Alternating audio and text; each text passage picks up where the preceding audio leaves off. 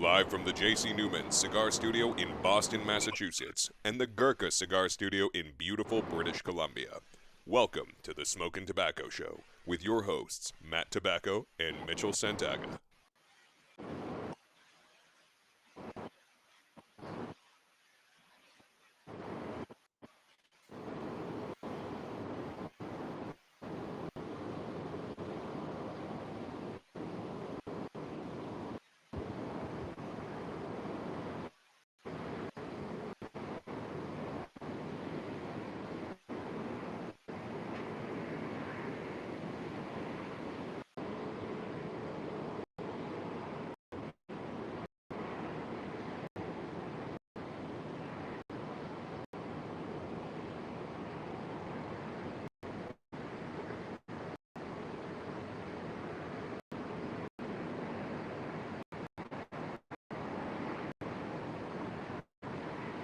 And I was muted that whole time. Wow. Can you hear me now, Mitchell? Hello? Something is not right here. I am not sure what happened. Apparently Mitchell can't hear me, and something's going on here. Not sure Yeah, I what. can hear you now badly, but I don't know what's going on, but we appear to be very laggy, and I don't know what's going on here. I think we're better. There's a little bit of a delay, which normally doesn't happen. I don't know why. Everything was great before we started the show. A lot of static. I don't know if that's Nick. Because you shouldn't have any. You have your headset on. That might be Nick. I know Nick went to grab something, so maybe it disconnected from his AirPods, and we're just getting. Because I think he's out by the ocean right now. So anyway, I will get into my intro again. yeah, everything was perfect. I apologize. Welcome to another episode of the Smokin Tabacco Show. My name is Matt Tobacco from SmokinTabacco.com. I am once again in the J.C. Newman Cigar Studios, and I'm joined once again by Smokin Tabacco's own Mitchell Santaga. Also SmokinTabacco.com. In beautiful British Columbia, in the Gurkha Cigar Studio. See, now I'm all rattled now. I'm all fucked up. I hate that. It's okay though. We'll tread on. But yeah, so, the two of us are here once again. After last week's show, we were with Joe Grow from Quality Importers. That was a great show. Now we're back. We have something exciting for all of you guys here. Probably, I think, Mitchell, you watch a lot more of the other shows out there than I do, just because I'm so busy worrying about our own show. But I think this might be the first show with our guests that they have done with their newest product since its announcement at the trade show. So I don't know. I think so too. I don't think he's been with anybody else. So this is a fun night because we're like ground zero for this. And I think he just disconnected. I think maybe that might have been the issue because now all of a sudden me and you look like we're great. So I think maybe his connection was off. But we do have they're catching up. As soon as he dials back in, we do have with us Nick Perdomo of Perdomo Cigars tonight, and we will be smoking the 30th anniversary, which will be in stores soon. But yeah, I'm not sure what happened with Nick. Hold on, I think he texted me. He was mentioning that he was having some technical difficulties prior, and when he got in, everything was great. Yeah, he looked great. He was dynamite. Yeah, maybe just lost some connection there. Quitting the. Oh, it says now it auto. See, I hate when you spell a word correctly when you're texting somebody, and it auto corrects it to a different word because it thinks like I think you wanted to say try quoting it. It's like no, try quitting the program. Hold on, I think this is him. There we go. It is back to lagging like pretty heavily though. Yeah, let me see. Is it lag? Mine's better now. Mine's pretty consistent with my movement here. You look clearer. You were grainy when we first came on, so I think we're a little bit better. As long as I can hear you guys, it should be fine. We should be good. Nick, can you hear us okay? Absolutely. Hear me? Yeah, we're good. I don't know what happened. Everything was crystal clear. And then I started the broadcast, and the intro ended. And then, all of a sudden, everything was all out of whack, and then we lost you. I don't know what happened. I apologize, but it looks like we're all good now. But anyway, yeah, we have Nick Perdomo with us tonight. He is making his, I think, your third appearance on our show. So it's good to have you back. And we were just saying, I think this is your first show appearance since the announcement of 30th anniversary. So this is going to be a special night because we have it with us. We all have it. We're going to smoke it. We're going to talk about it. Very exciting. Very, very exciting. But let's get down to business first. We have a couple of things we have to do. First and foremost, we're going to talk about what we're smoking, even though you guys know what we're smoking. But we couldn't make it happen without our friends at Two Guys Cigars. That's right, Nick. I know this is a very good friend of yours. Shout out to David Garofalo, who couldn't make the chat. Who we couldn't be here without. Right. So head over to the number 2. That's right, the number 2 guyscigars.com today. And while the 30th is not available yet for you, it will be for certainly at the number 2 guyscigars.com when it does inevitably go on sale. And you can find it there. But in the meantime, you can head over there and you can find the entire collection of Perdomo cigars right at your fingertips. And the great staff over there will get it boxed up and sent to you very quickly, especially now considering that UPS won't be going on strike. So there shouldn't be a holdup in your deliveries, but which thank God for that, at least for the cigar business. But again, that's at the number 2 guyscigars.com. Check it out today. All right. So, Nick, I assume you're smoking the 30th with us. Which 30th are you smoking?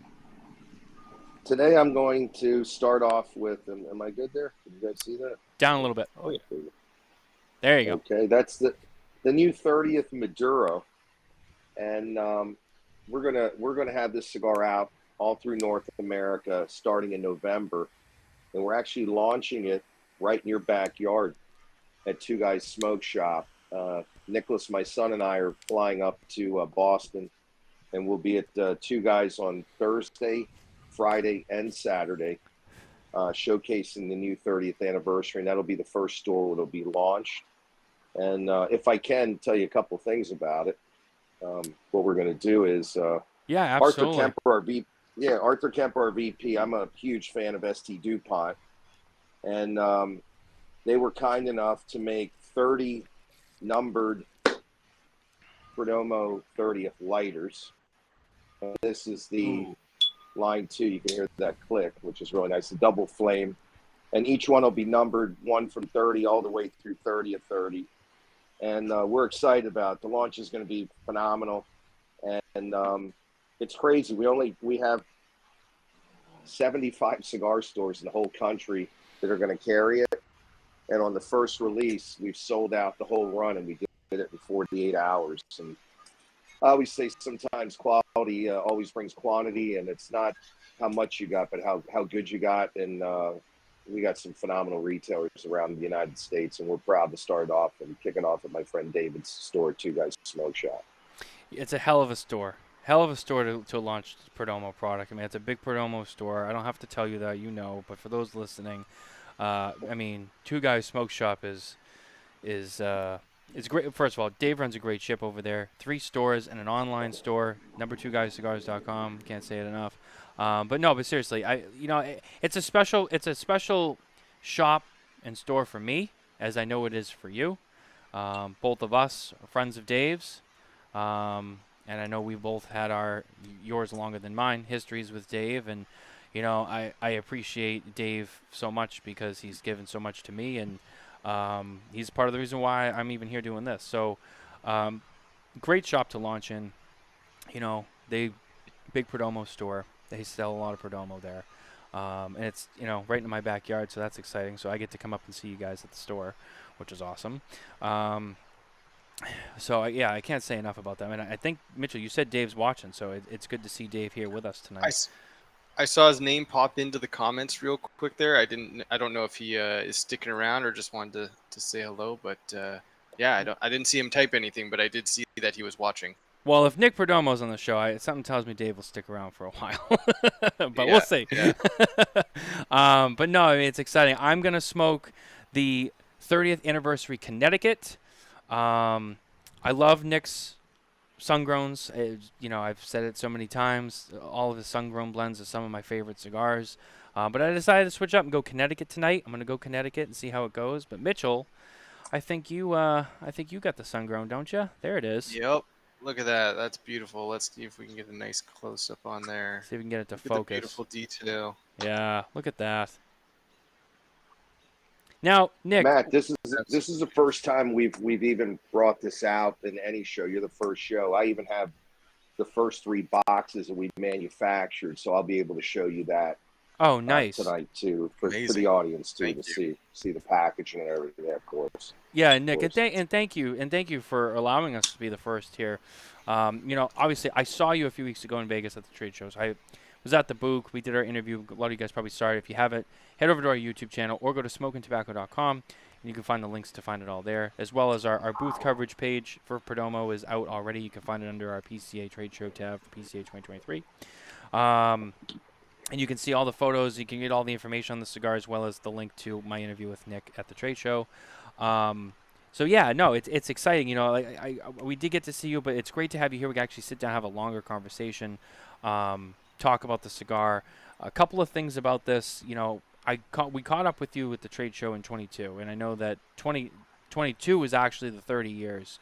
But the cigars weren't ready, and I know you guys were holed up on packaging, which wasn't really much of a surprise considering everything kind of between 20 and 22 with the pandemic and everything that was going on, a lot of delays in manufacturing in all industries and whatnot, but I know that was kind of holding you guys up. But one thing you did say was, that at that point, the cigars had already been rolled, so these cigars, if anything, got a little extra age on them, which, I guess never hurts, right? By the time they launch in November, the cigars will be made over 2.5 years ago. Wow. Because we wanted to release it last year, but our partners in Holland got so behind on the packaging we had to wait. So we're excited about them. I could be prejudiced. I think it's quite possibly the best cigar we've ever made, and that's saying a lot because our guys do a great job. We've been making cigars for over 30 years, so it's a lot to say. I worked on this right after the 20th. I'm already working on the 40th. I hope I'm going to be around that long, but you got to stay ahead of the game. And what I'm proud of is all the fillers, binders, and wrappers have it all certified from these tobaccos. They're 15 years old. Some are even older. They're from our 2007, 2008 crop. And the secret, not only to have a great crop, Matt, it's also to be able to store the tobacco correctly so it doesn't biochemically continue fermenting, because I ferment the tobacco right to where it needs to be at, which is 100%. What happens, you start burning the tobacco if you keep holding it. So it's got to be really well maintained and with humidity and oxygen. And our guys do a great job there. And we have the facilities to be able to hold tobacco that long and be able to do things right. So this was a bumper crop, 7 and 8. Not only was it a bumper crop, but we kept that tobacco just in pristine condition. And I think when you guys smoke it, you'll be able to taste the smoothness, the richness, the complexity of the cigar, but you also taste the age of the cigar. No different than a real fine bourbon or a 25-year-old single malt scotch. It's preserved right. I think what we did is we preserved this tobacco to its peak of flavor after all these times. And I'm really happy with it. And I'm really happy with what Arthur Kemper and my son and all the guys in Miami and Nicaragua did a great job on the packaging. I actually didn't see the packaging till dinner the night before the show, I swear to you. And I've never done that in my life, but you have to trust your people, and I'm blessed that I really have great people. And also for the guys in Miami to keep it a secret from me for so long, I got to tip my hat for them, and I think they just did a wonderful job. Well, how old are you now, Nick, if you mind sharing? I'm 58. You're 58? Man, that's not that old anymore. You know what I mean? You got plenty of time. You'll be around for the 40th. I'm not going. I don't plan to go anywhere. 58 going on 40 over here. Look at him. I know, he looks great. You're too kind. The guy in the middle there, I got underwear older than you, so I appreciate that. I see your youth. But what's great about my job is seeing all the guys and seeing the names popping up, like Chuck Shaw and Joe Marini. These are all old friends of mine. And one of the great things about being in the cigar industry, a lot of people know it, I love people, but to be able to see customers that you've had so long that you consider friends, and they get on and listen and they're supportive of your brands. I mean, what a job I have, right? And then I love what I'm doing. So I'm really not going anywhere for the time being, you know, and I feel blessed that I'm in this industry. And you guys know it. It's the cigar industry is like no other, especially if you really love it and you got it in your blood. And I certainly do. And so do all my guys and my son. So I'm happy. Hey, you know, Nick, we talked earlier today about, you know, I won't get into it, but one thing you did say that was kind of interesting was, you know, hey, you know, God does things, you know, with a purpose. And, you know, it's funny, you know, everyone's always asking me about my last name. And I still, to this day, have to say, yes, that's the name that's on my birth certificate. I didn't change it. You know, this is, you know, my name. And here I am, you know, just loving the cigar business. My last name's Tobacco. So, I mean, you know, it was a gift from God. It was a sign. I had to do this. It's a very good name. It's a very good name. Oh, yeah. I'm very lucky. And now, obviously, you know, my wife has that last name. And I told her when we got married, I'm like, you know, with, you know, great power comes great responsibility, you know. You know, having that last name, you know. You're going to get a lot of questions, a lot of raised eyebrows. Tobacco. That's right. Yep. That's right. But anyway, one of the things I was going to say is I was smoking on the cigar while you were talking, Nick, is I was picking up on the nose this very strong but really nice, like really rich Madagascar vanilla bean on the nose, and it's really delightful, I have to say. It's I've never really like had a note like that just hit me, especially like on the nose. But man, I don't know what it was. It just kind of came in. And I was like, wow, that is rich and that is nice. And it's soft. And I think it does speak to the smoothness that you were talking about before. I mean, it was just such a really nice little, like a light, soft, sweet, subtly floral note. But it really came through like vanilla, like real fresh vanilla bean. It was just, oh, beautiful. Really beautiful.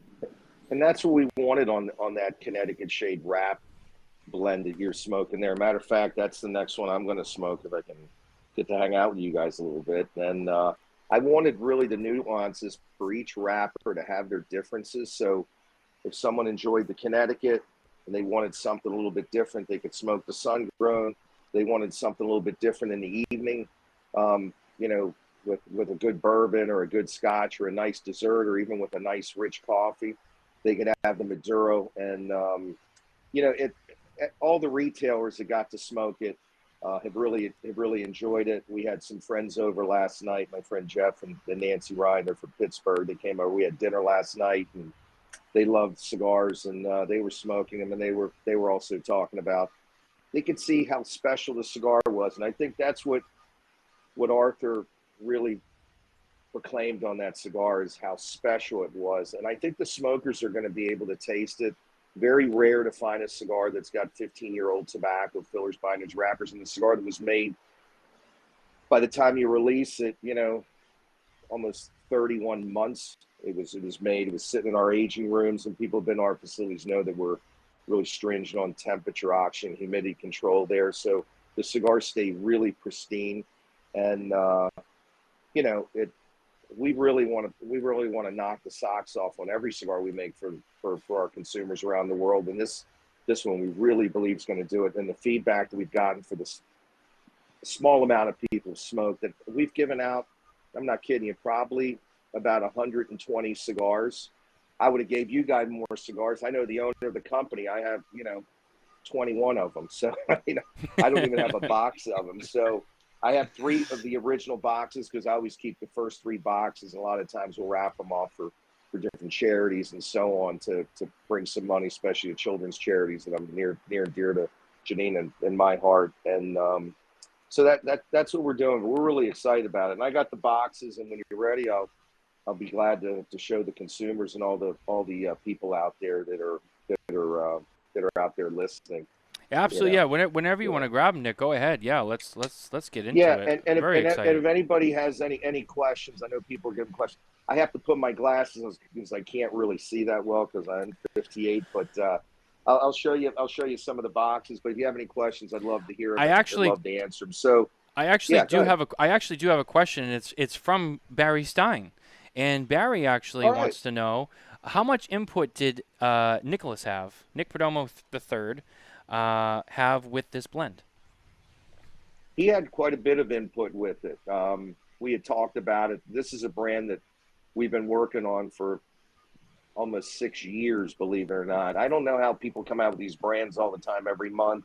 It takes us 2 or 3 years. This brand took us quite a bit longer because it was an anniversary, no different than we came out with our 20th or our 10th prior to that. So Barry, his input was quite a bit. Even, being my son, I take a lot of his input because he's and he's just a really sharp young man. He is. And yeah, he just wants it to Except be for his so father. perfect, no different than Arthur does. And thank you. But, my son had it the toughest. I was the hardest with him. I didn't want anybody to say he's Nick's son. I wanted him to blaze his own trail, whether he wanted to be a police officer or whether he wanted to be a fireman or whatever he wanted to do. I'd be proud of him because I raised a good young man, my wife and I.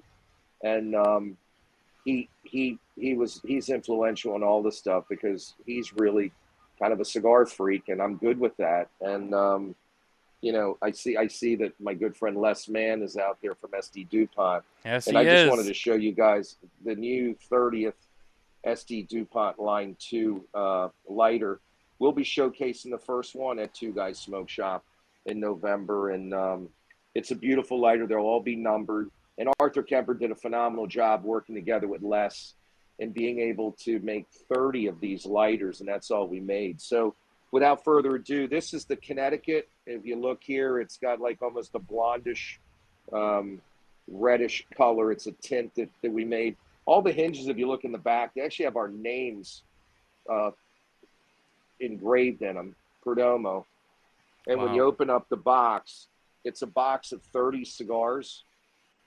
And it has a shelf talker, of course, you flip down, but it doesn't have any information. It just shows the print and the artwork of the cigars. And I don't know if I'm getting it pretty good or I'm not getting it pretty good. But No, you're good. if you You're look kind at of the square right on it. intricacies, yeah, with the gold and everything, it looks great. And the band, if you see, has more of a yellow, gold and red motif on the actual cigar band. So that's the Connecticut. And then we'll go to the Maduro next. And the Maduro is different. The Maduro will have a black box with a royal blue. It's almost, Arthur actually had these paints mixed in. So it's a unique color. It's a one-off that he did. And he does just a wonderful job when it comes to packaging. And if you look, it's got that Absolutely royal beautiful. blue. And when you look at the bands have that blue. Sorry, there we go. Maybe not. There we go. So it's got a blue, and that's the Maduro. All these wrappers are hand selected. Every of them are color sorted per box. Every cigar is draw tested, like all our brands. And it's just the best of the best. And the sun grown here has more of a burgundy red bleed, and then you can see the band is a really rich, what we call guards, almost like a guards red that you would see on a Ferrari or a 911 GT3. And then same thing, if you look, it's got that, if you look at the fly leaf, it'll tell you. And each box is boxed in 30s for our 30th anniversary. And this is a product that, like I believe all our products are, but this is a box-worthy purchase. This is something for a cigar that has everything in it. Charlie asked what the badges are. Those are all the awards that were won in Cuba for cigars. And believe it or not, my family were part of 6 of these badges. Wow. So that's a great question. And those are all the awards that were won in tobacco's divisions in Cuba.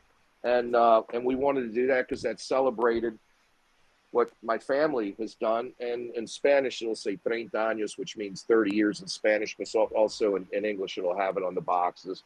And every box will still be handwritten by who rolled the cigar, who the sword team was, who draw tested, who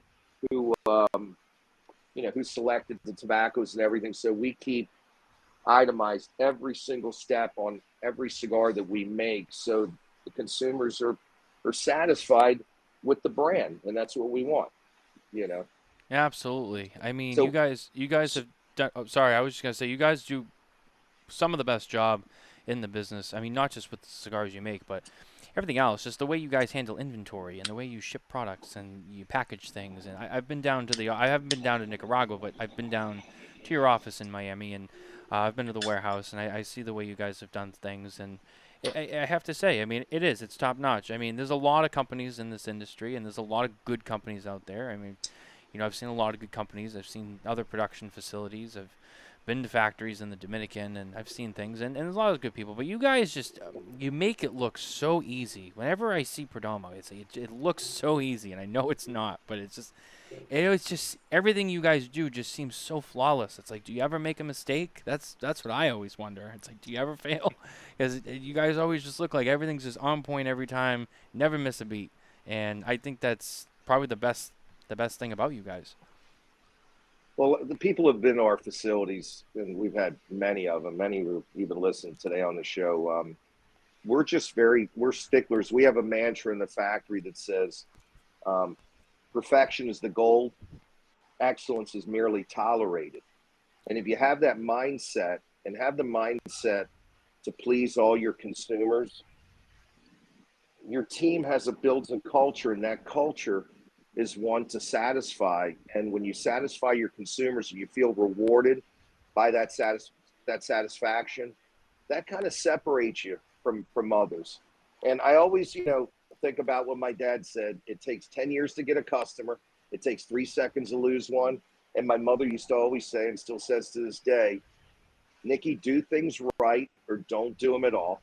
And our whole team follows that way. And I'm proud of that. And I'm proud of, what a team we do have. People know it. We've had workers that have been with us for 2 decades, just on average.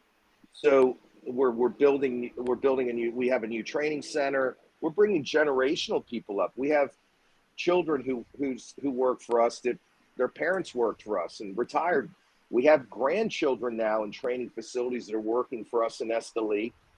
And what you're doing is you're continually building a culture, and you're building an excellence that our consumers and our retailers deserve all around the world. And I'm proud of that. I'm picky when I buy things, so I think people should be picky when they buy things. And we have different blends and so on. And we have something that we offer that will satisfy the consumer who wants the very best at whatever particular flavor characteristic he likes, because I make cigars for what you like, not necessarily for what I like, because every consumer has a different flavor characteristics. That's why we have different wrappers and different portfolios of the different brands that we have. And that's really for satisfaction. And in my stage of career, that's what it's all about, really. It always has been, but even more so today. Now, Nick, we had a couple. Oh, go ahead, Mitchell. I'll let you go ahead. Kind of talking about, you were mentioning, different wrappers for different people, different blends. Obviously, you have Connecticut, Sun-Grown, Maduro. Are each blends their own unique blends for each wrapper, or do you guys kind of take the mantra of, once you have a beautiful filler and binder, just putting 3 different wrappers on will express 3 different things that you already want to express? And for the Sun-Grown and Maduro, what wrappers are you guys throwing those on? For those guys, are they both the same for Sun-Grown Maduro, just different primings, or are they like totally different wrappers? Mitchell, the answer to your question is yes and yes. So, for example, if you take the 10th anniversary, the new Sun-Grown and Maduro, because it used to be called Noir and Maduro, we changed that blend. So if you smoked the Blue Band 10th that won Cigar of the Year last year, that's a different blended champagne.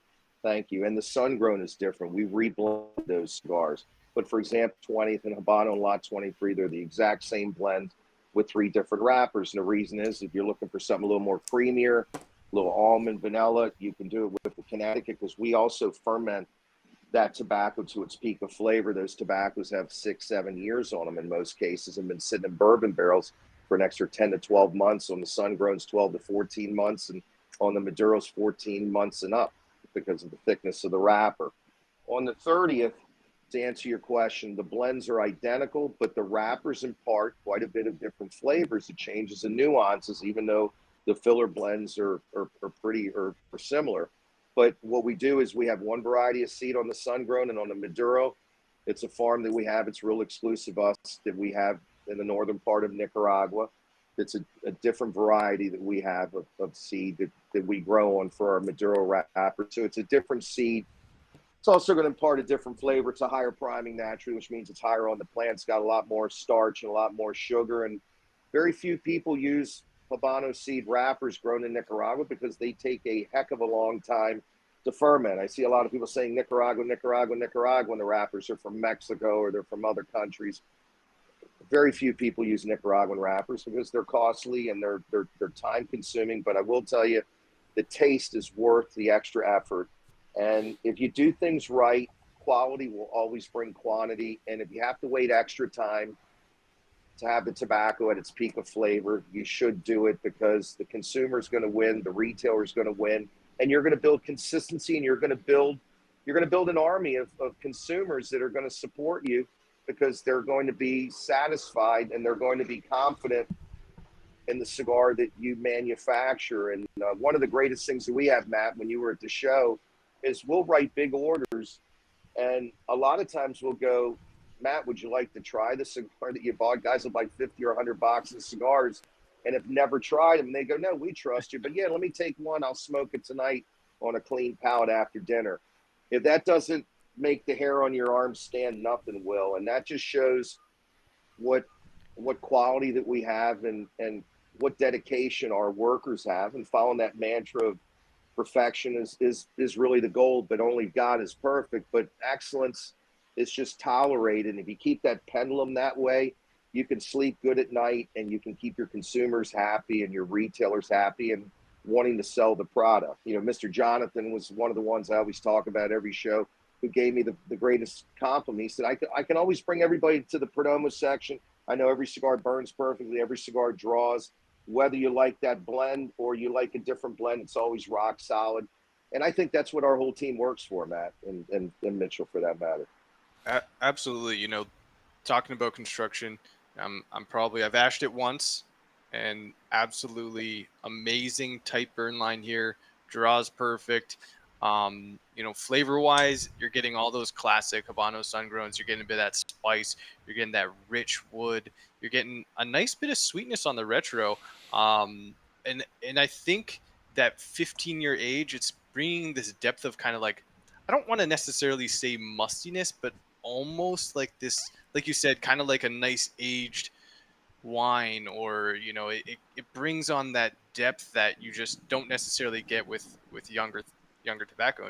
And it's absolutely delicious. You know, very smooth, retros easily, clean on the palate, nice finish. It's I'd say it's like a medium to medium short linger on the finish. So it's a wonderful cigar so far. Well, I'm glad you enjoyed it. You're tasting that sweetness from that tobacco from Jalapa, and that taste you taste. Sometimes if you when you keep smoking, you'll actually taste wood, and a lot of that comes from those tobaccos sitting in cedar for so long. You'll actually taste that. Yep. And it's not an aromatic definitely. cedar; it's a Spanish cedar, and you'll taste that wood. And that's really tasty when you're smoking a cigar because it goes together with sweetness, with dark flavors like coffee and mocha and vanillas and different types of flavor. And that's what you're tasting. And you hit it right on the head. It's like when you taste a really good aged wine, you can almost taste the barrel in some cases. And that's a nice taste, you know.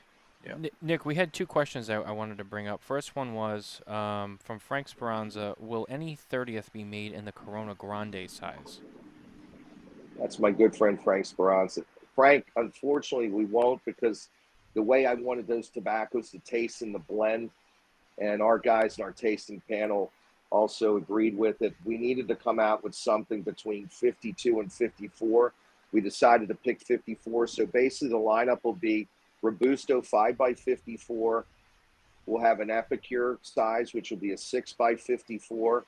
We'll have a Churchill at 7x54. We'll have a beautiful, elegant Torpedo that's going to knock your socks off at 7x54.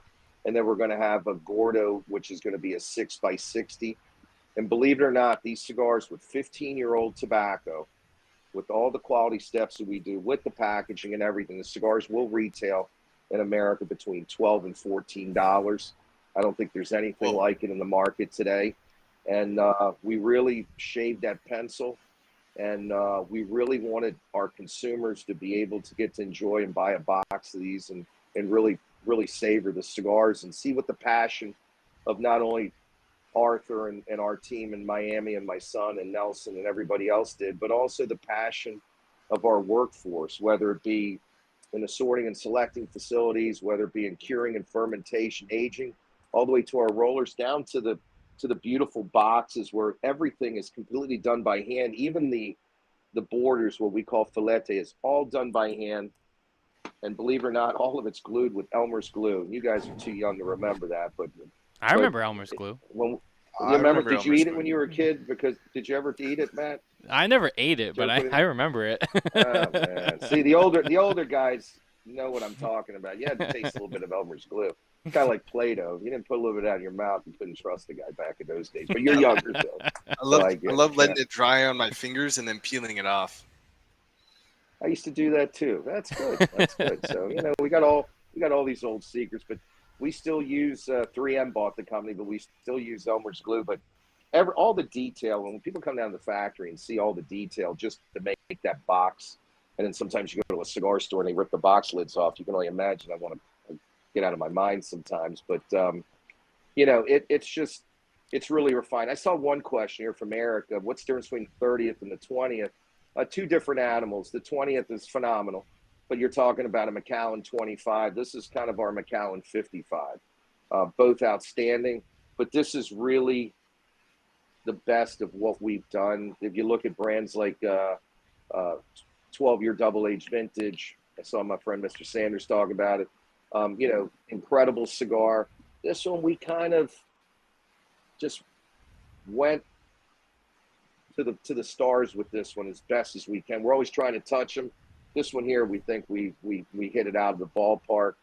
And, with just having our tasting team just absolutely love the cigar, which is another brand we came in concession to, the flavor characteristics. We work so hard on just making this brand just so rock solid for the consumer. We do it with every brand, but this one here celebrated something I never thought in my life I would be able to do, which would be in this beautiful industry till for 3 decades. And and the reason we're bringing it out in November is honestly because of the bans. So I think the consumers are going to get a lot out of it. They would have got a lot out of it last year. They're going to get even more out of it this year. And I think we hit it on price point, size, quality, taste, flavor characteristics, and everything. So that's what I'm most happy about. Nick, I know that, like you said, this the tobacco's in the 30th line for all 3 of them. 15 years of age, which is a lot of time.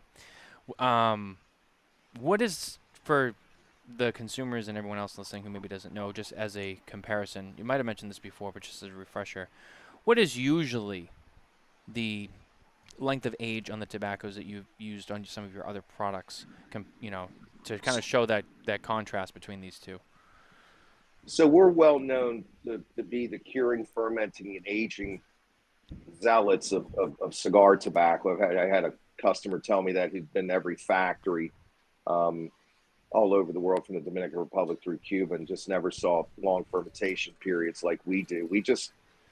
Our tobacco is a lot like barbecue in the South, low and slow. And if you do that, if you take a piece of barbecue, you shake it, and the meat just crumbles. And I remember my mom's pot roast, and we ferment tobacco that way. When you come into our fermentation facilities, everybody always says, boy, I come in and the ammonia and I'm pouring in sweat.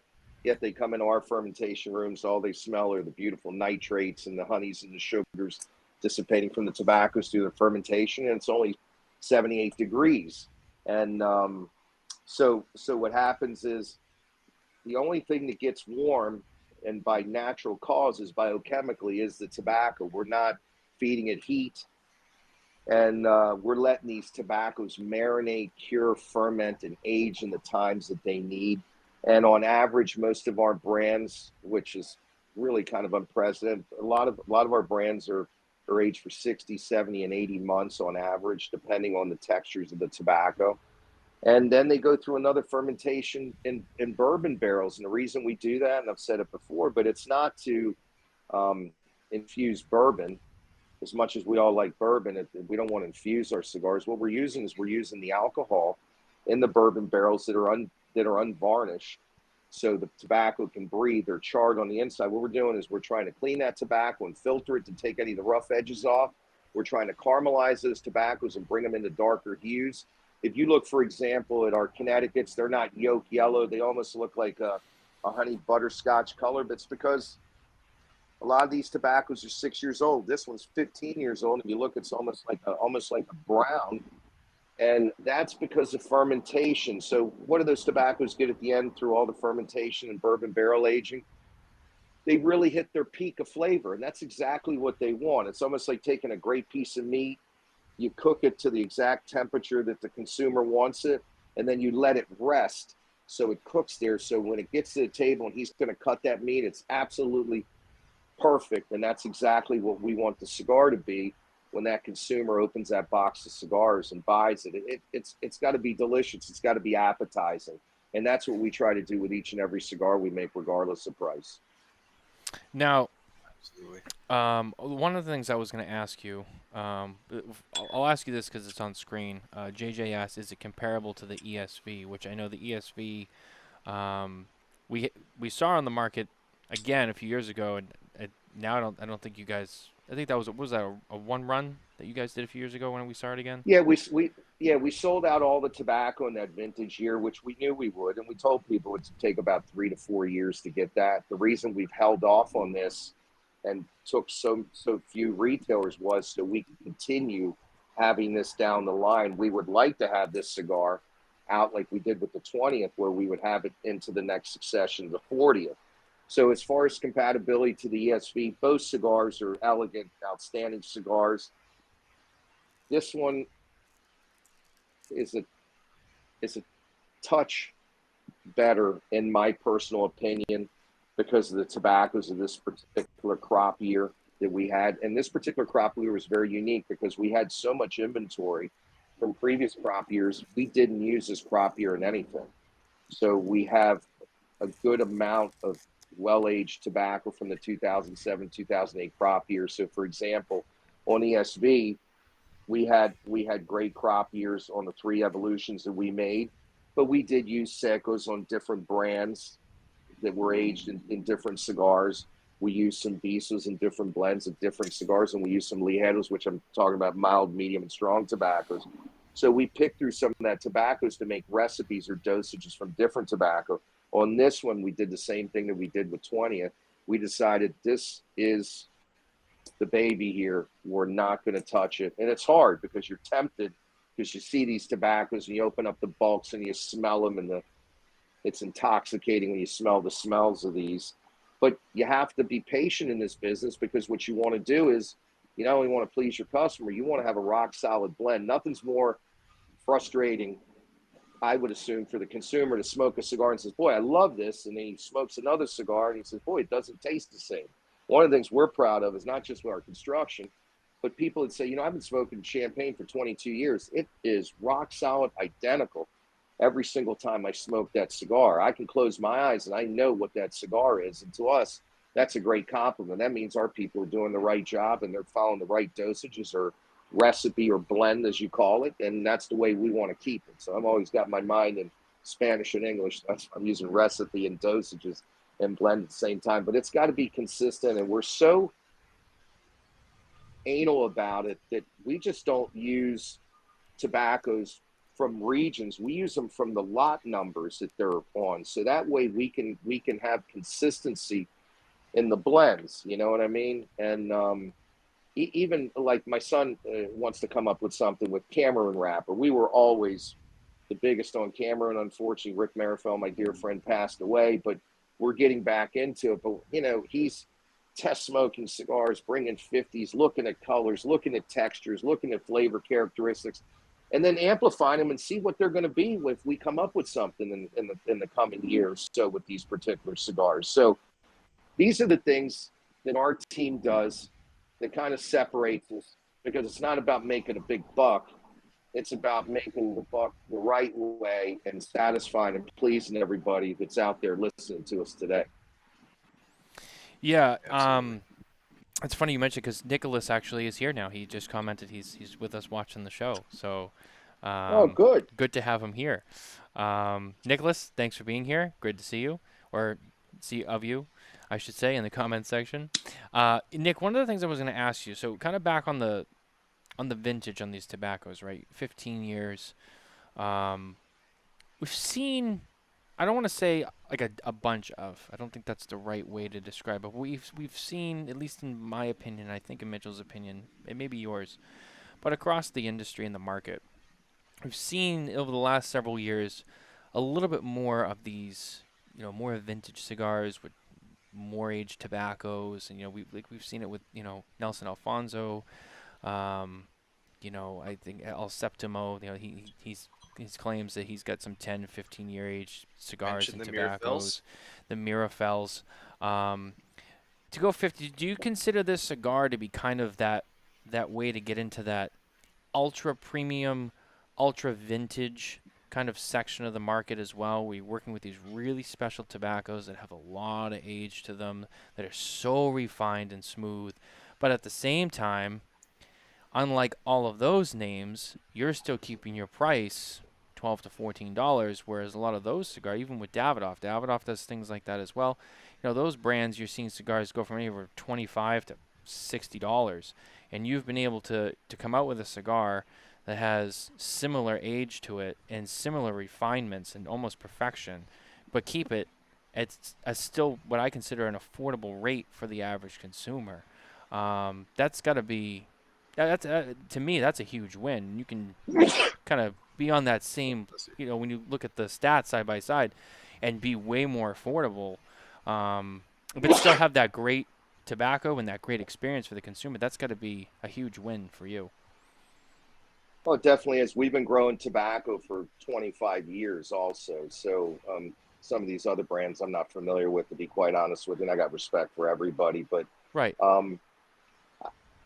Look, quality is always going to bring quantity. Small margins, my dad always said, always make sure you're in business. And one of the greatest compliments I got was at the trade show was from David Garofalo. He said, I go around and I'm seeing brands I've never heard of, and the cigars are $16, $18, $19. I see this cigar, I smoke it, I know what this is about. And how's this cigar $12 to $14? You know what I mean? I plan on being in this business for a hell of a lot more than another 30 years too. So Right. I'm resolute about it. I've seen brands that say, I got 15-year-old tobacco when I started in the industry, and I still see the bands on there 15 years. I'm thinking to myself, when do these tobaccos ever end? A lot of people get mad at me and say, why don't you make the SV 91? And I always say, well, I ran out of that tobacco, to be quite honest with you. So we normally retire brands because if we do have vintage crops that we mark, there's an infinite life on these particular cigars. So I'm not going to have a cigar that I'm saying is a vintage year, or it's this particular year that I'm going to have for 25 or 30 years. It's impossible to do that unless it's just a production run of great tobacco from lot numbers or fields that you're using, and you're making a blend that you really fight for its consistency. I just don't know why cigars cost, $30 and $40 and $50. God bless these guys if they can get it, and they can, but I think you can buy a wonderful cigar for $12 to $14 that if you put a blindfold on and don't look at the band, I think you might like it even a lot better. I think this is kind of funny. Nick, I know at Perdomo Cigars, you are the boss, but it looks like you might be getting a little bit back from Nicholas here. Dad, shh. First heard on the Smokin Tabacco Show. Another special project from Perdomo coming soon. It looks like maybe you teased something that he didn't want you to tease. Yeah, that's his baby. I really don't know much about it, to be honest with you. I know about the wrappers and the binders that he wants to do, which is something I personally love. Its flavor characteristics, and I think it'll work really great with some of our tobaccos in the Jalapa, Esteli, and Condega regions. We might come up with something from an island that we have called Ometepe that we've been holding on for quite a while. that we might use. But I got to start giving Strong tobacco string from there. to a lot of our guys to be able to come up with things too. And you know, I got to like it, but I'm proud of the next generation. I'm proud of guys like Arthur and Nelson and Rao and all the guys I have in Miami. I got a great sales team that does a good job. And you know, one of the greatest things is when I look right now, I just put my glass. I just saw a question pop up. Connor Smith. I handed out lot 23s at the wedding in honor of my father. It was his favorite smoke. Those are the things that mean everything to us. I was doing an event just recently, and the guy said, "Let me show you something." It was the box of the original Perdomo Reserve champagne, and he said, "Let me introduce you to my son." And hey, nice to meet you. I said, "What a blessing you can smoke cigars with your dad." I never smoked a bad cigar with my dad. And one of the greatest enjoyments I have is when my son comes over and we smoke a cigar together. And he said, "Well, today I'm buying 4 boxes of cigars for a wedding, and it's for my son who now is getting married." That shows you the consistency of the product. And that's when you look at yourself and you go, you know, all those hours we work, where we fall asleep at our desk and we do this in Nicaragua, this is what it's all about. This is what makes it all worth it. Right. For consumers to say something. I mean, to me, for Connor to buy cigars in honor of his dad, I mean, that's all I can say. I mean, it just blows you away. And I'm no bullshit. I think you know that. Right. I call it like I see it. I'm certainly not an actor, that's for sure. It really comes from here. And those are the things that really make things special. And, you know, it's nice when you hear your consumers all around telling you that. And I'm very proud of that. And I know our whole team at Perdomo is very proud of that also. Yeah, Greg Sanders. I'm blessed that I can smoke anything I want. I choose Perdomo hands down over anything. Thank you, Greg. That means a lot too. Greg's a really nice man out of Georgia who really enjoys our stuff, and he's a lot like the Speranzas and Chuck Shaw. I could name names over and over and over again of consumers that I've made friends with that really believe in our passion and have gotten to really see it firsthand on what we do and how caring our workers are. My dad did a great job at that, Matt. Prior to my dad passing away in 2004, he'd always tell people, every time these guys come in and visit, we have thousands of people visit our facility every year. Remember, those are the guys that put food on our table. And I'm not going to tell you what happens because I want you to come down to the facility, but the rollers greet each and every single person that walks on that factory floor and thanks them for their patronage and also for their support of our brands. And it's really touching when the consumers see that. And again, it's no BS. They feel that way because they were taught that these are the people that put food on our table. And I've had rollers go up to salesmen and say, "Thank you for feeding our families, for you selling those cigars." And I've seen salesmen get choked up and everything and really get to see the realm of what life is really about. It's not just about making a buck, but it's all the employment that you put in there from people selling food and kiosk at our facilities, because we have thousands of workers, and seeing how important and how many mouths we feed and how many mouths you feed at our facilities in Nicaragua by their loyalty of our brands. And listen, we don't really advertise much. Really, I built this business together with my team by shoe leather, just going out there, meeting the consumers. And I said to myself, if I could meet the consumers and our team could meet our consumers and show them what we do and explain to them our pride and passion, whether it be on our YouTube channel or visiting them face to face, that would take more than anything in some full page advertising with a cognac glass together with something that gets run like it just gets muddled, in my opinion. So I love doing these types of shows because the consumers get to hear me, get to see it, and you guys always ask really good questions. And I love that the consumers go out and ask questions, and I love answering their questions. I love to teach. It's one of the great things. And you go to my YouTube from learning how to cut and light a cigar to how not getting sick to smoking a cigar. I think those are all important things. because I want people to really enjoy the cigars, and I want them to get 100% of their money's worth in what they do in buying the cigars. So that's important to me. Yeah, you know, it's funny. You touch on the education part of it. I'll never forget. It was years ago. It was I think it was like one of the first times I met you. It was at Two Guys Smoke Shop, and you were doing an event, and maybe it was, I don't know what it was.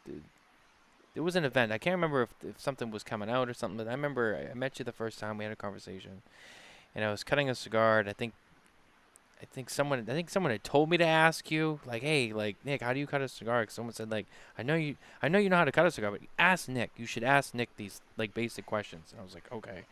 And I remember I asked you, and I'll never forget when I asked you about cutting a cigar.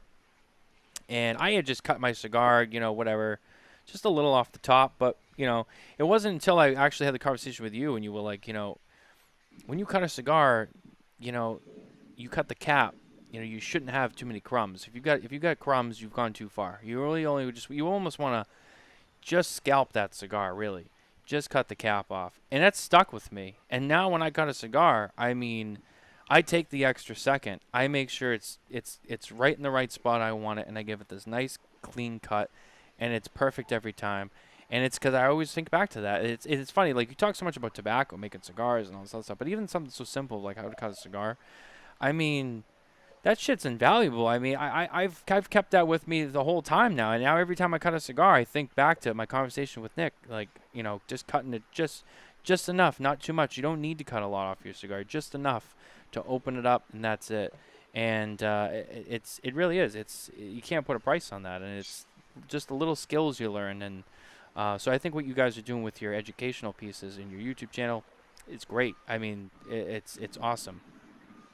Yeah, and thank you. And I just want people, like I said earlier, really enjoy the cigar. If you shave that cap off and a cigar doesn't draw, that cigar's never going to draw how deep, no matter how deep you cut that cigar. For us, the cap is aesthetics. We draw test every single cigar we make. I think everybody should. I mean, that guarantees that the cigar is going to draw. Even though the cigar rollers that work for us, they don't even change sizes. That's how perfect we want the cigars. What we do is we actually raise their pay scale every year. So a guy who makes a Corona Grande or who makes a 5x38, he can make equivalent to a Churchill or a Torpedo in due time. And you shouldn't punish that guy by giving him a bigger size where he loses control and starts making cigars that could be inferior. I'd rather them, if they're experts at what they make, to continue making that size and reward that employee for his good work every year. And he feels better about it too, because he has control of that size. And if he does it every day, practice always makes permanent, and he's permanently going to always make a great cigar. And I tell you, we got guys, the average guy in our factory makes about 113,000 cigars a year. You might believe this, but we have A, B rollers. We don't really have C rollers. If you have that, just can't work for us. But the average roller gets about 8 to 9 cigars kicked out in a 365-day year. It's literally less than 0.8 of 0.08%. But what I don't want is I don't want one of those cigars going into a box. I don't, because a cigar that doesn't draw should not be in a box. It shouldn't be in a bundle. It shouldn't be a second. To me, a second is a color variation of a flaw of a wrapper, but a cigar must draw. And I know that, at least to me, and I'm sure to the smokers out there, nothing is more bothersome than a cigar that doesn't draw. Oh, and I'm wrestling about that. Yeah, it really is. I've kind of become, I don't like to describe myself this way, but it's the only way I know how. I've become like a draw snob. Like, if I got a cigar and it's tight, I'm like, like, I feel like it's all ruined. It's ruined. I'm You like, should I be just, you should be a draw snob.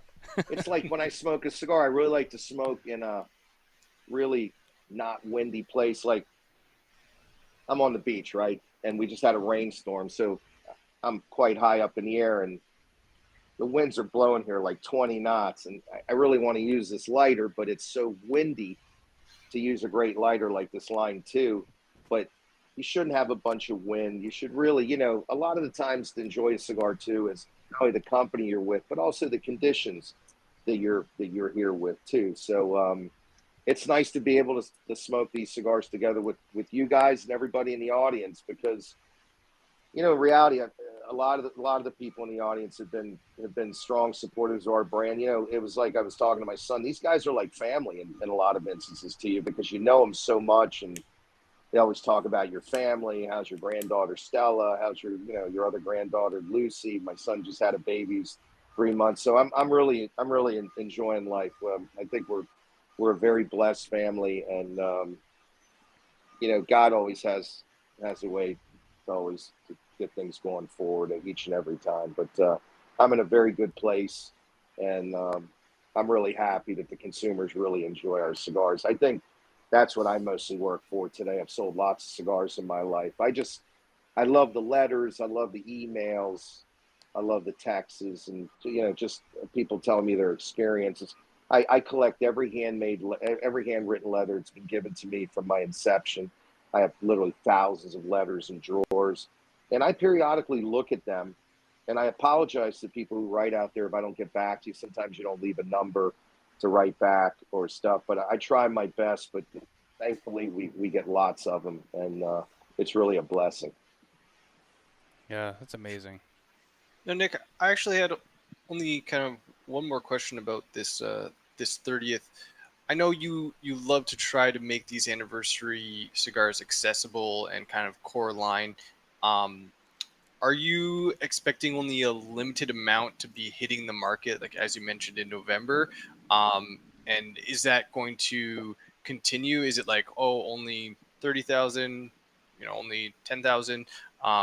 You know, for accessibility wise for people out there, because I know sometimes consumers, they get worried like, oh, I have to get this cigar like right away because I'm never going to get it again.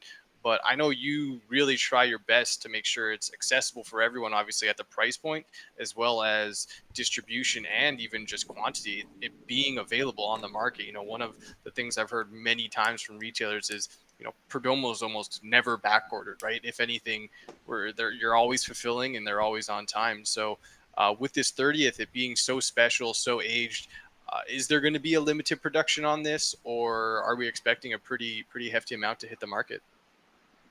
It's going to be a limited.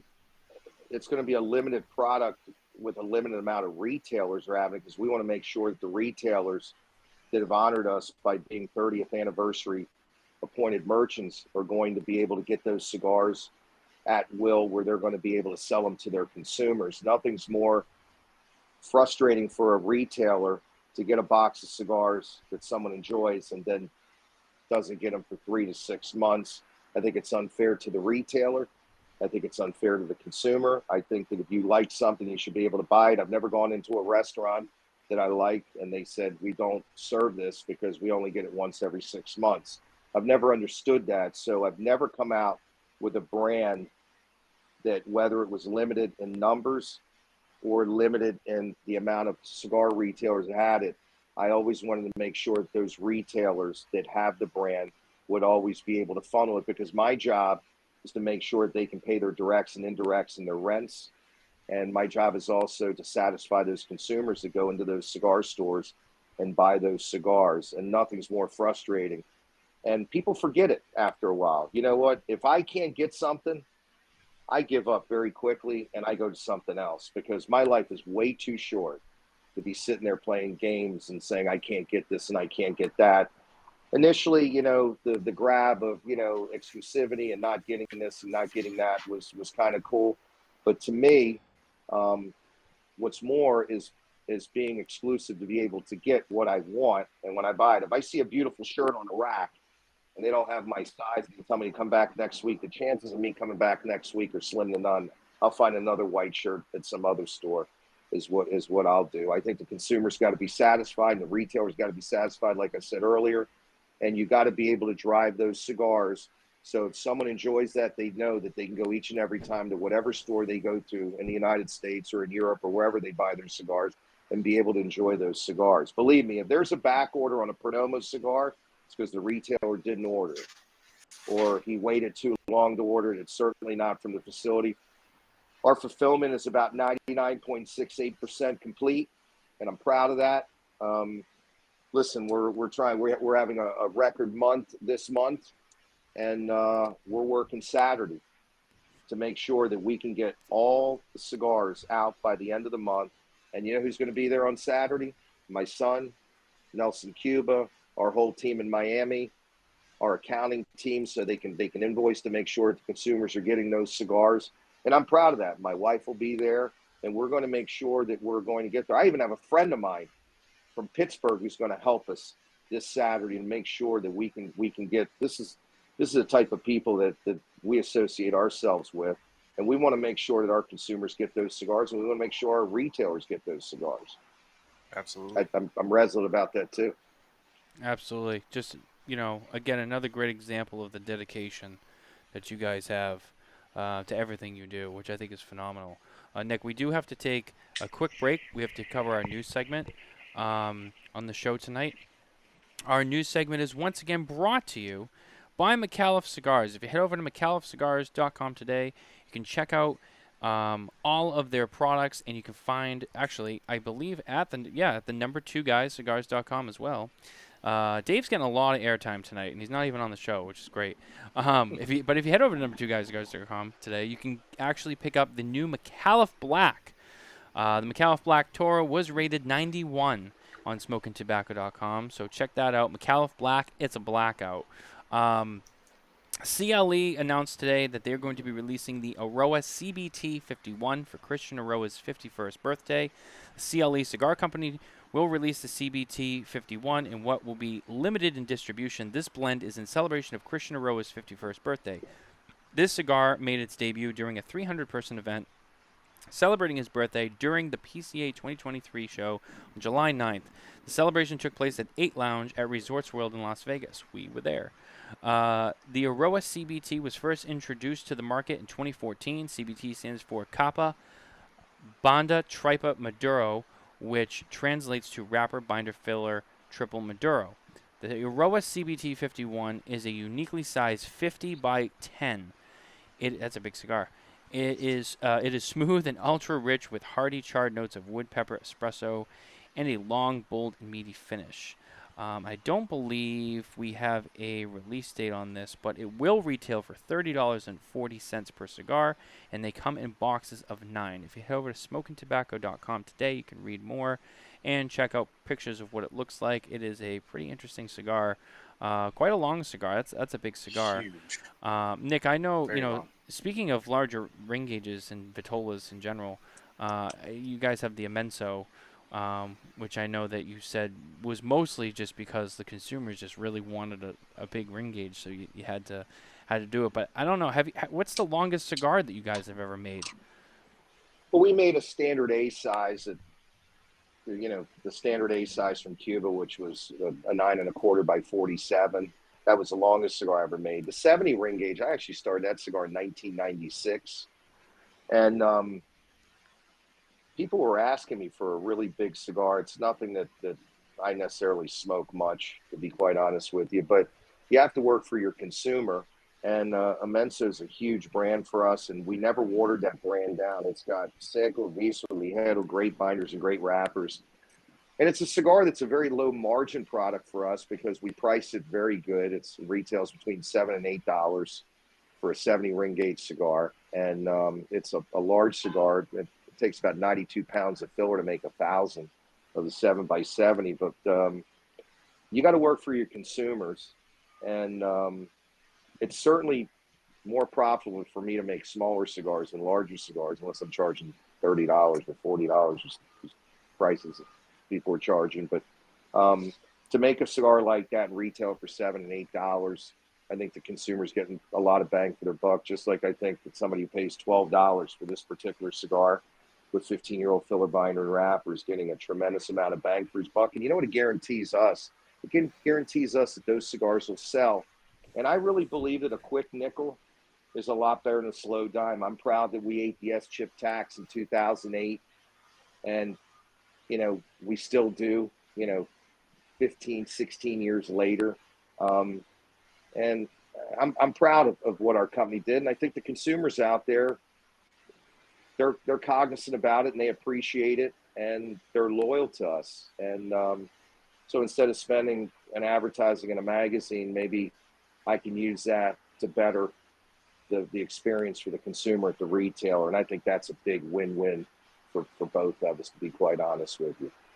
Yeah, I remember that story too. I think it was David Garofalo originally, because I wasn't smoking at the time when S-Chip went in, so I relied on his historical reference to educate me. But I remember him telling me that story about how you made the decision, like, you know what, I'm actually going to eat that, and I'm going to lower the prices. And you actually sold more cigars. You ate the S-Chip tax, and you sold more cigars, which is... Not only did we sell more cigars, we had to sell 22% more cigars just to break even. I remember our bean counters talking, and the guy who was really prevalent about that was not only our team in Miami, but was my vice president, Arthur Kemper, and said, this is the right thing to do. And we're blessed that we're a debt-free company, so we don't have to pay interest to the banks and so on and put it on the backs of our consumers. And what we've done is we've been good stewards of our money, and we've passed those savings on to our customers. Not only do we eat the S-Chip tax, we took two of our most popular brands at that time, which was a Perdomo Champagne, Perdomo Reserve Potential Champagne, and the Lot 23, and we actually dropped the prices to 4 years previous to 2004 pricing during that time.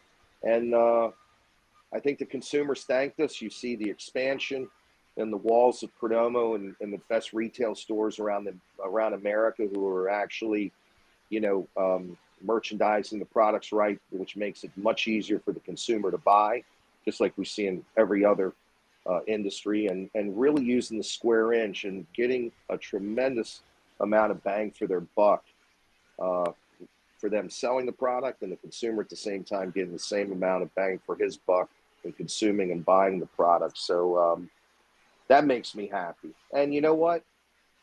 We're doing okay. And we don't have to do some of these things, and I'm proud of that. Yeah, I mean, you found a system that works for you. I mean, why fix something that's not broken, right? Exactly. And if it works for you and your business is good, all the power to you, right? You made it this far. Absolutely. You got to be there for, you got to keep this company alive so we can see the Perdomo 40th and 50th and so on and so forth. And I have faith we'll get there. The younger guys like Arthur and Nicholas are going to take us onto those years there. The old man might be. I'll come into the office, but by those times we'll see what's happening. If God gives me the health and keeps me alive, I'd be so proud to see that too. But I definitely want to lead the ship in the right direction for the next generation for the company. I bought a set of Michelin tires a couple of years ago. Mr. Michelin's been dead a long time, and those tires are still as strong as possible. And that's the mark of a good CEO who leaves a company or leaves a boat and the ship facing the right direction. And that's my job right now, is to make us running in the right cruise and right in the right direction. And I promise that I'm going to work my hardest to give you guys the very best each and every time, and our team is going to do the same thing. I was trying to get caught up on some of these comments here, and I think I'm almost there. But we had a question back here. I'm going to see if I can go back and find it. I apologize. It was a little bit further back, but I didn't want to just abruptly change. I believe someone was asking about Lot 826. If that is... I'm sorry. Slow Age 826. Yeah, that's a brand we make. That's a brand we make for Cigars International. We've been making that brand for decades for them. It's a private label. We've been making since Keith Meyer owned that company privately, and that's a really nice brand. It's a more of a mild offering that we sell to them. It's still got the great Perdomo quality, but it's a different type of cigar. Slow Age 826 is a different type of cigar. When Keith wanted to come up with that brand, he always said, "Boy, you slow age all your cigars. I've never seen aging periods like you do with your tobacco, whether it be curing, fermentation, aging in bales, or making cigars and putting them away for so many months. You really slow age these tobaccos." So his address in his original store was 826 something, and it's in Bethlehem, Pennsylvania. So he said, "I want to come out with a brand called Slow Age 826. And I want you to make it because I know how you age these tobaccos, and I want our consumers at CI, especially at that time where they were in their infancy, to be able to enjoy a great cigar, and your price points are always sharp, and we think that we can be profitable. And at the same token, the consumers will be able to enjoy it. And lo and behold, 2 decades later, that brand is still out. So I hope I answered the question, but it's got quite a bit of a history with it. And now the company that's owned the company for the last 9 or 10 years has continued with them because it's a brand that's really strong in their portfolio. You know, another brand, you talk about private labels, and I feel like when people think about Perdomo, they don't even think that you would make private labels or cigars for other people, but you do. One of which, the Garofalo line that you make for, which actually in the United Cigar portfolio, which I know also, I think that ranked pretty highly in Cigar Journal's list this past year, if I'm not mistaken. Was that in the top 10? Yes. Yeah, I mean, that's another great cigar out there. And, it's not a Perdomo branded cigar, but it's made by Perdomo. It's a great cigar, great line. And I think that if you haven't had it, you should definitely check that out. That's definitely another one that I thought was worth mentioning tonight, since you brought that up. That's a brand. Yeah, that's a brand that's mind-boggling to me that every retailer in North America doesn't carry that cigar. Sure, it was started by a retailer, like a lot of brands have been started by a retailer, but a retailer that really cares, that gave us the honor of making a brand utilizing his last name. Nothing is more important than the honor of your last name. And if you guys know David Garofalo, he wanted the best. And not only did he want the best in the flavor characteristics that he wanted to put his last name on it. And he went so far so that he even had the packaging done by our guys in Holland. And that's the only private label brand that we make. And we don't make many. We make them for the big catalog companies because we want to tame them to protect price points. But we do it only for 2 retailers in America. And David was one who really was on top of that brand and wanted that brand to have the taste characteristics that he wanted. And he certainly has a tremendous amount of experience. He's been in this industry he's going to think he's celebrating his 38th year in the industry. And anybody who knows him knows that he really cares. And that would be a great addition to anybody's portfolio in any humidor around the world. And it's a phenomenal cigar. It uses the very best Connecticut shade wrappers, number ones, top flight sun-grown wrappers, and the very best that we have in Maduro. And those tobaccos were really blended for what he wanted and what he thought consumers wanted around there. And it's one of the brands that we're most proud of. And it has a tremendous amount of history because it has, in my opinion, the best retailer in all of America who has his name on it, and a guy who really cares about his consumers and cares about the retail community. I remember during the boom, a lot of people in New England, if they're honest, will tell you that they stayed in business because of David Garofalo, who funded and sent them cigars during the most treacherous times in our industry when you couldn't get cigars. But unfortunately, some people have short memories, and it honestly is mind-boggling to me that that's not in 2,000 cigar stores around the country. And if any retailers are listening to them, they should have that brand because it's phenomenal. And that's a brand that you hand select and you sell it because it was hand selected and it was made with a lot of love and a lot of passion and a tremendous amount of pride. It should be everywhere. And if people haven't tried Garofalo, you're really shortchanging yourself. It's a wonderful cigar at another incredible price point. David took a haircut on that because he was proud of his name.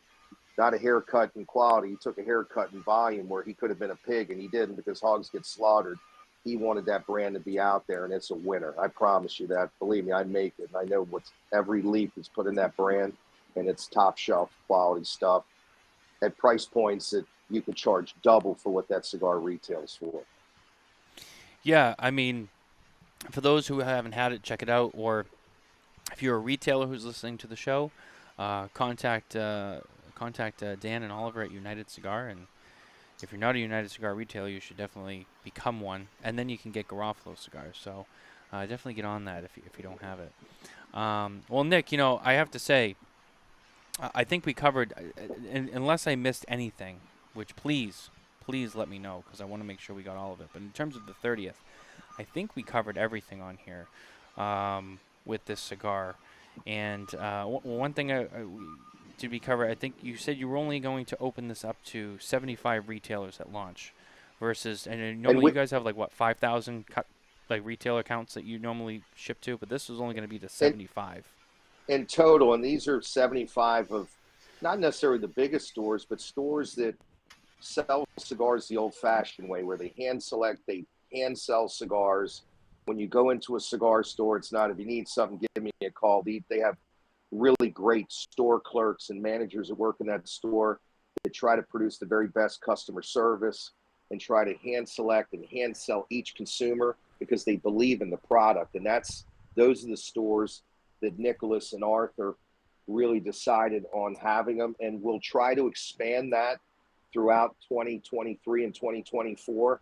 But right now, these are the guys that we really believe that have a passion to sell such a special cigar like that. And the first launch will be November 16th.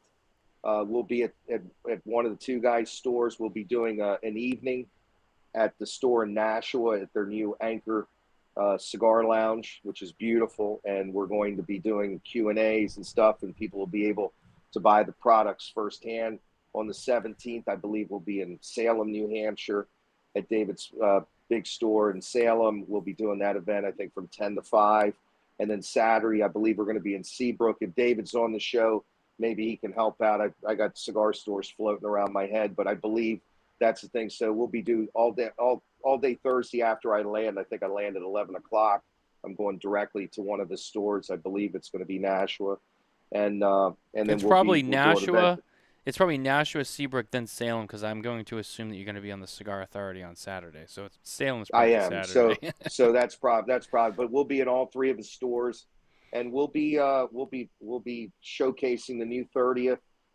We will have the first lighter from the DuPont line, which will actually be probably giving away. It's a $3,000 lighter. It's beautiful, and it's all hand lacquered, and it'll be numbered. And a lucky consumer will be able to win that lighter. Might even do something, might even have some fun. Maybe we'll raffle it off for charity, maybe something to that effect for somebody who does a good buy-in. Something we could do maybe to help some kids out. We'll think about it, but it'll be a special event. I don't care where you live in the United States. Try to come out to that event. If anybody knows Dave, he does just incredible events.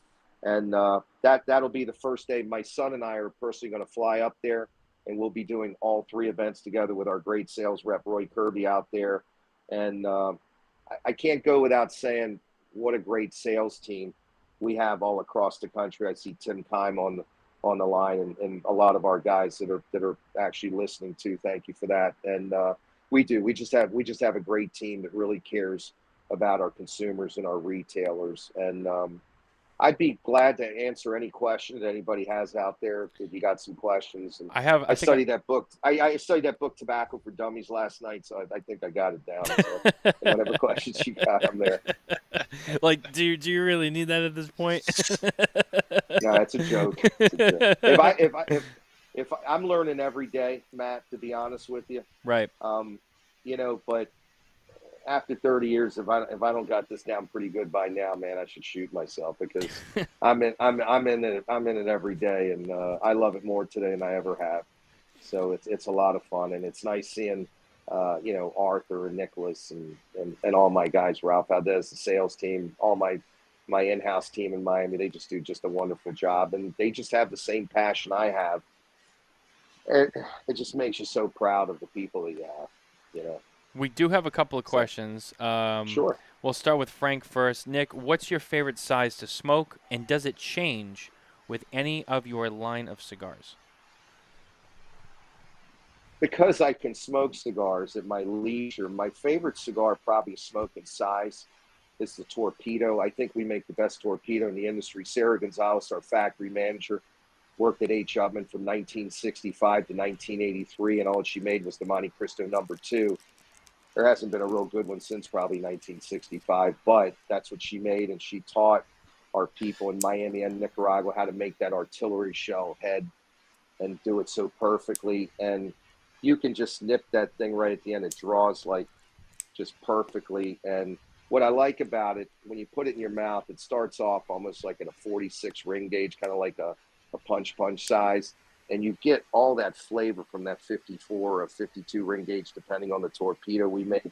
I think that would be my number one. And my second favorite size always goes between 7x54 Churchill and a 6x54 Epicure. And lately, I've been smoking a lot of our Super Toros or Gordos, our 6x60. I'm a big fan of it. And I have time to be able to do it too. So I'm blessed that I can be able to do it. It's nice that where you can smoke in your office. And a lot of times I sit behind that computer and a lot of thought gets in there because the cigars relax me and I enjoy them, whether I'm test smoking something for the future or just enjoying something while I'm working. So I would say those are the sizes are my favorite. And they do change because cigars are supposed to be complex and they're supposed to change and evolve as you smoke. And that has to do with the construction and building that cigar, from using the tips of those tobaccos from the beginning to evolve them all the way to the tails where you're just about to burn your mustache. Those cigars are supposed to evolve because of the sun exposure of the leaves, the thickness of the leaves, and so on, the natural sugars, resins, the starches, and how you age, ferment, and cure that tobacco correctly. And the blender and the blending team not only has to have a taste, but they also have to know the complexities of all those different tobaccos, whether they're from the Jalapa Valley where they're more aromatic and sweet and they smell like honey or wheat bread when you smell them, or tobaccos that are really powerful, that are high in concentrations of sugars and starches and carbohydrates like tobaccos and Esteli. So you have to know how to work with those tobaccos and how to make them into one. No different than a great chef who knows exactly how much salt and pepper and garlic and basil he's going to put in that sauce and so on. So that's something that I've been doing for over 31 years, but I'm still learning every day because I'm blessed that I have a smoking team, and our panel has over 375 years of experience. So don't think for a day none of us are learning every single day about proper blending and dosages and making those cigars rock solid, each and every one, so they're consistent, so you guys can enjoy them every time. You know, it's funny. One of the things I grabbed the Maduro, so I'm gonna light up the Maduro now, and as I was lighting my cigar, I actually remembered another thing that I learned from you, which I think I should share with everyone because I think it's great, and you can even jump in on this, please. But when you're lighting a cigar, I learned this from you years ago. A lot of people make the mistake of when they get their lighter and they kind of go straight into the cigar and they get up real close and they get it real hot. And what you actually really want to do when you're lighting your cigar is to actually light it on an angle. And don't get so close to it. I mean, look at that long flame that I have here. You don't want to be down here. I mean, you want to be kind of back here. You want to lightly toast it, and you just want to get it to catch. But you also want to be on an angle. And I remember you explained, and you have to kind of refresh my memory on this too. But sure, I remember you telling me like you never want to just burn straight in. You always want to be kind of at an angle, so you're not shooting the flame directly into the filler right in the middle. And you also you just want to toast it just so you can kind of cinch the wrapper to the binder as you light the cigar. The flame that you don't see above the flame is the hottest part of the flame. And we say we're going to light our cigar. We're not saying we're going to char or weld our cigar. I always ask people, are you a welder? And they'll say no. And I'll say, well, it looks like you're welding a cigar. When we make the cigars, the tips of the tobacco have the most flavor because they have the most sun exposure. So when we break the leaf and fortify the blend, what do we do with the tips? We put them about a ½ inch behind the thumb because that's where the tuck cutter is going to cut the cigar to its dimension. And what we want is when you light that cigar, we want you to taste the full flavor impact of how we wanted that cigar to taste and how we came up with the blend of that particular cigar. So for example, it's windy, so I don't use this great lighter, but if you look at this light that I have here, I don't know if you can see it. I'm Yep. underneath it. You see it? The flame is actually about 1.5 centimeters below the actual cigar. I'm actually lighting the cigar from the heat of the lighter, not the actual flame of the lighter, because I don't want to char that tobacco, because if I char that tobacco, I'm building carbon. And what that does is it gives it a foul taste. And if you do it the way you just said and the way I just said, the consumer's going to enjoy that cigar a lot more. I don't care if you've been smoking cigars for 4 minutes or 40 years. Most people don't like their cigars. They're always in a hurry. And why do we smoke cigars? We smoke cigars to relax, to enjoy, to take our time. A lot of people are sitting here and they're smoking their cigars and listening to us. They're relaxing, and that's what I want them to do, whether they're drinking a spirit or whether they're drinking a cup of coffee. It doesn't have to be alcoholic. I want them to enjoy the cigar, and it's called lighting a cigar. It's not about charring and destroying a cigar. You know what I mean? So it's important that you light and cut the cigar correctly. And I got a YouTube channel, Perdomo Cigars, that'll show you everything about that. You know what I mean? We've had a couple of questions about. Thank you for explaining that too, Nick. We've had a couple of questions about. Vince asked, "How do I find a retailer near me?" Cliff asked, "Is there a list of stores for the release?" And then someone else asked, "Are there any retailers in Southern California?" Where can people find out who's going to have the 30th anniversary? Next week, we're going to have a list on the 30th on our website. We're hoping to have it by either the end of next week or the week after. We have the list. It just has to be inputted by the people that do our website. And we'll have them, but I will guarantee that the 75 stores that have them, you're going to love the stores if you haven't been at them. They're excellent retailers. And but we haven't pinpointed in different states. Some states only have one retailer. Some states have none. But most of the retailers that have them will be able to ship them to you. A lot of our brick and mortar stores now are shipping direct. For example, Two Guys.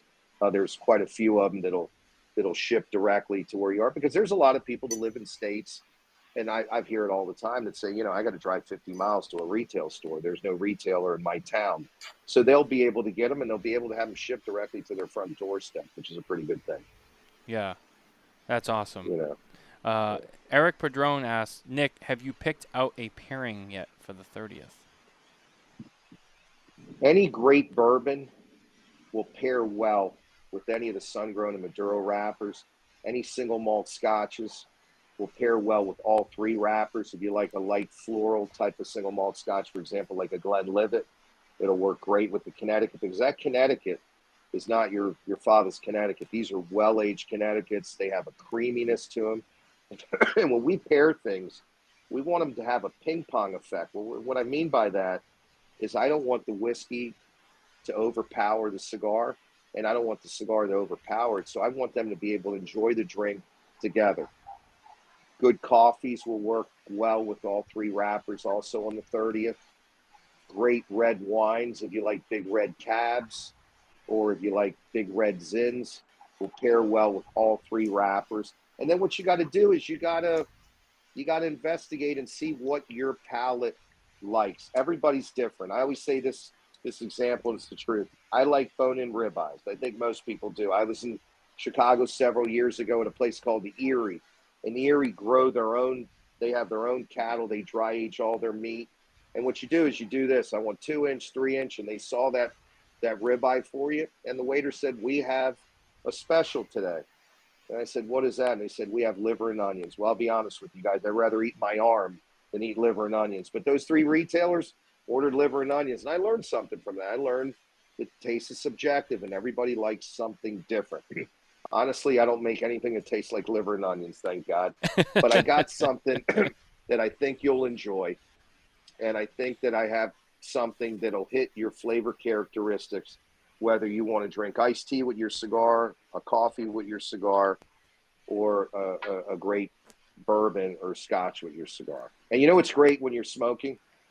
When you're smoking in great company and you're smoking with somebody. So normally who I smoke with in my balcony is this person right over here. She come on, you don't care about your hair. Come over here. You got to say, my wife is here, Janine. Oh, Janine's there. Oh, yay. Janine's there. She's been sitting in the front. She doesn't have her hair. She's been watching the grandchildren, so she's been sitting out here, and we've had a day of days today, but that'll be talked about another time. But we were watching our granddaughter today, and it's nice. We're relaxing a little bit and smoking a cigar and enjoying being here on the show. Absolutely, it's always a great time to see you guys. It's I remember the first 2 times you came on the show, you had the whole family there. It was awesome. Yeah, I mean, I smoke with my son. I smoke with my son-in-law. Their wives come out and hang with us. And it's great to be with the family. I smoke with a lot of friends. Nelson Cuba comes over. A lot of buddies of mine come over to the place and smoke cigars.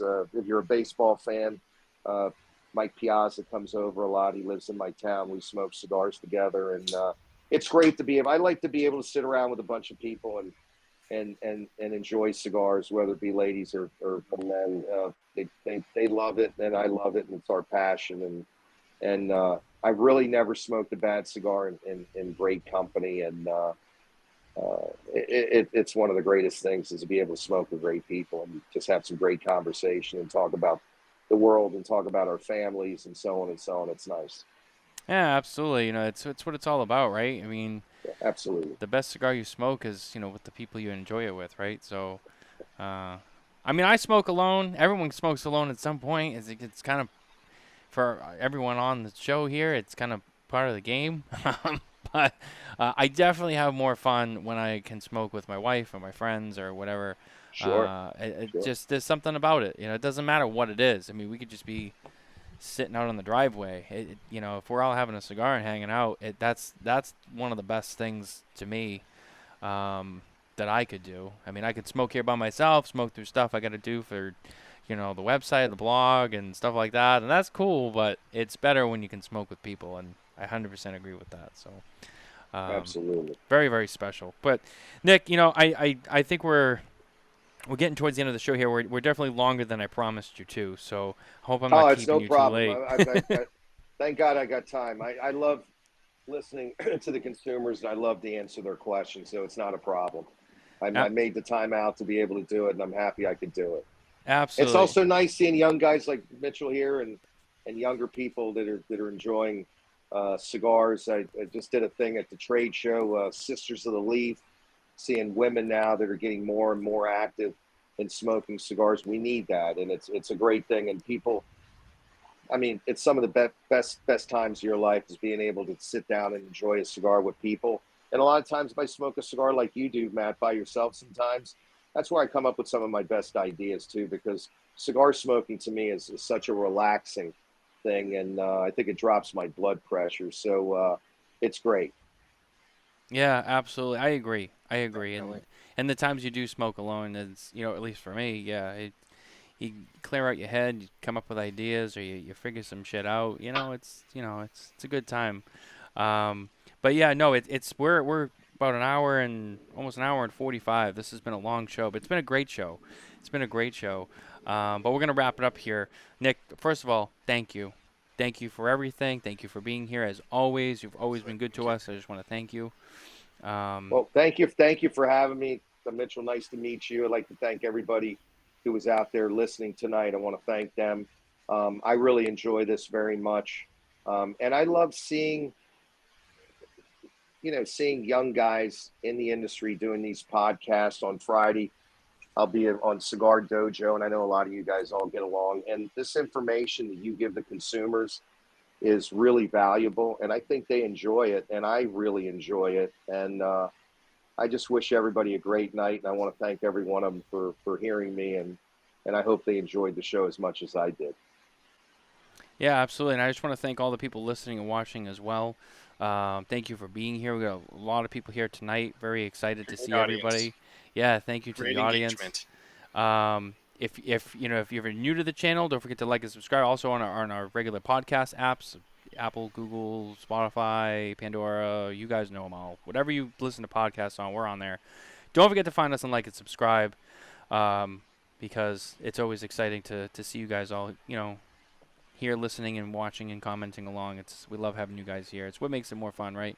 And don't forget to visit smokintabacco.com. You can also find the link in the description of the bio. If you need it, it's in there. I also pinned, just for those who are curious, I did pin the link on all the feeds in the comment section to our PCA coverage of Perdomo, which will have more in-depth coverage and photos and information, as well as the link to our interview with Nick in the booth at the trade show. where we pretty much covered mostly the 30th anniversary. So if you need more information, you can go there, read all about it, as well as all of our other PCA 2023 coverage. We saw a lot of good people out there, so it's always exciting, and we're continuing to roll that out. There'll be more and more posts as the days go on. Other than that, Spare Notes will return this Saturday night with me and William Cooper, as always, as we continue our PCA coverage chatter from last time. Coop wasn't on the first part of that, but he'll be here for the second one, so that'll be definitely one you don't want to miss.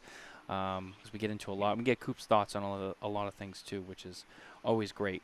But yeah, that's gonna be it. Nick, I want you to stay with us here as we go off the air just for a second. So, sure. But guys, and Matt, if I could say something, I want to thank everybody out there for all their support. Look, I started a business out of a garage, and I'm just very appreciative of all the consumers out there that really support our products and tell others, because that's how we built our business. And I'm just touched by them being so, resolute and just always supporting us. It means a lot to our family. It means a lot to our workforce, not only here in the United States, but in Nicaragua and all around the world. And we're very thankful for each and every one of you guys. Thank you. Yeah, no, very well said. And, definitely not as successful as Perdomo Cigars, but, it's kind of the same for us. We appreciate everyone being here as well, watching the show. Seeing a lot of great comments. I'm glad everyone enjoyed the show. But yeah, I mean, definitely for you, Nick. It's funny. I'll touch on this before we go. You were part of the documentary Hand Rolled, and for anyone out there who's listening or watching with us, if you haven't seen Hand Rolled, you can watch it for free on YouTube. Go check it out. But you were part of that, and I remember you talked a lot about the early days, talking with your dad. And I remember, if I remember correctly, and I know you'll correct me if I'm wrong, you said something about you went to your dad one day, and you said, "Hey, I sold 1 million cigars." And your dad said, "Well, I guess you're not that much of a screw up after all. You made it, right?"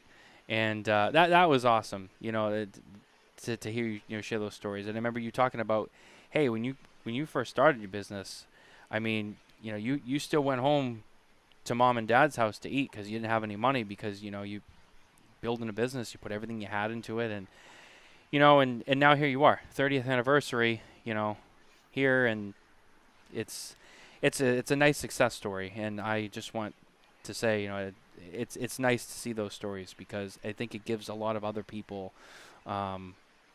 motivation, inspiration, and hope to continue on whatever it is, whether it's making cigars or whatever it is that drives them to build something and grow into something even bigger and be successful. And I think the world needs more people like you to show them, like, hey, it can be done. It absolutely can. Believe me, the struggle is real. If I can do it, anybody can do it. But it's really, I got to thank all the people out there. If it wasn't for them, we would have never been able to do it. And all the support they've given us, and including my family and the support they gave us also. Absolutely. Absolutely. Well, guys, that's going to be it for our show this week. Almost 2 hours. We're going to sign off here. But like I said, don't forget to like and subscribe, and head over to SmokinTabacco.com for more news, reviews, our PCA 23 coverage, and everything else that we do. And we will see you on Saturday night. Take care, everybody. Have a good night.